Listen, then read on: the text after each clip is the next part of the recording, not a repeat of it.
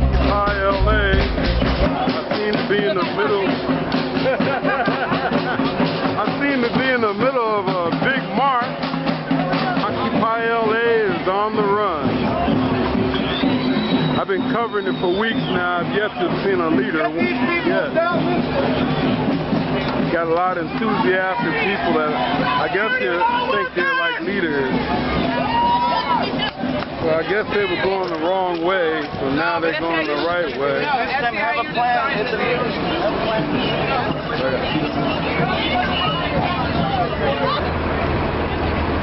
We're gonna make our country back. Unions equal slavery.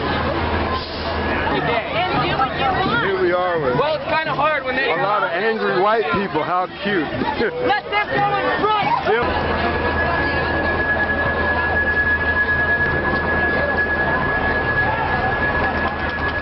The socialists are co-opting this motherfucker. Y'all just know what's gonna happen.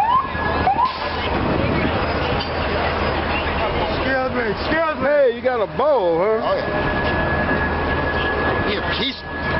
Hey, I'm shooting into the light. Now that you got a bowl, you got my attention. So, how do we relate to the bowl and this movement? I know there's a good way. The bowl serves a very particular purpose of raising the vibes in the movement so that to prevent fights, in which I've proven that in the last couple of days. I think it was 2 days ago, I woke up and first thing in the morning I grabbed this bowl and I just started singing it all day long. The same night, drum circles started back up, the music started back up, started up all night, all day. And so the vibrations have been slowly getting better and better as, you know, as time goes on. So the last couple of days. But you're talking about with so many people together and it's so intense that there's like fatigue, battle fatigue. Some people are exploding, that kind of thing? Yeah, I'd say that, like, you know, I did a bit in Iraq, you know, and so I know what it's like to be on that desert island. This is it. We're on that desert island. We're separated from our families. You know, we're here with just a bunch of our friends that we just recently met. It's just like we were just thrown in a unit, you know, and here we are sent out to battle with our objectives in our own little camps that have their own little objectives and their, you know, and their agendas. Socialism equals slavery. What does that mean? Socialism does equal slavery because what socialism does, it leaves the burden. I'm just gonna move a little. Yeah.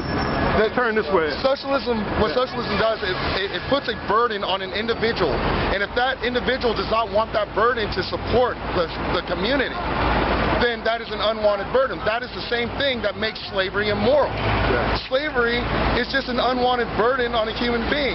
Whether, you know, and even it can even be a wanted burden, you know, at the same time, but it's still a burden that takes away the freedom of that human being to do what he wants to do. Suggestions, recommendations, how we make a change.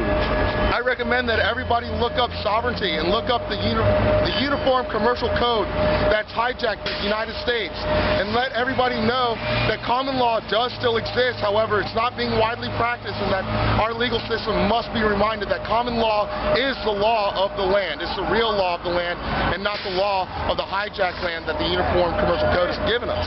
And your name, I'm going to end this now, your name? My name is Daniel. I represent We Are Change Los Angeles, and I also represent the Oath Keepers. And the Oath Keepers are out there to remind the people, that politicians, law enforcement, and military, whether they're active or retired, that they took an oath to uphold the Constitution of the United States, and that this is our right to free speech and assembly, and that there's nothing that they can do to make that happen within the confines of the law, you know, to stop that rather. And finally, do you know my dear best friend, Queen Ra? No, who also has a bell? Oh, really? She has a big bowl, though, Nice, bigger. nice.